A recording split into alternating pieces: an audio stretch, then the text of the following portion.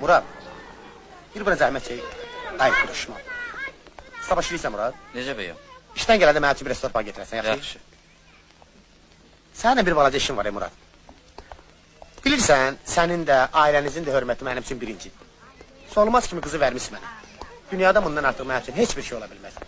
Özün də bilirsən də, daim mən Həsənin zadını tayıdıyorum ha. Başa düşürəm, cavan qızdır, kinoya da getmək istəyir, teatra da getmək istəyir.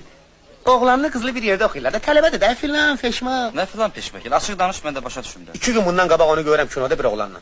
Oğlan heç, balaca bir şeydir, ağzından süt iyi gəlir, özü 4 göz. Məsələ onda deyil, məsələ ondadır ki, axı mən Həsən kimi vəhşi zat deyirəm axı. Birdən onları bir yerdə gördülər, onda nə olsun? Başa düşsən Murad, bizim heç birimizə yaramaz.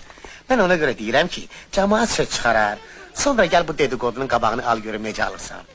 Sənin üçün də, mənim üçün də yaxşı düşməz axı Murad, başa düşürsən. Xatircəm ol, onun başına mən bir oyun açım ki. Özün bilirsən də, oxumuş qızdır.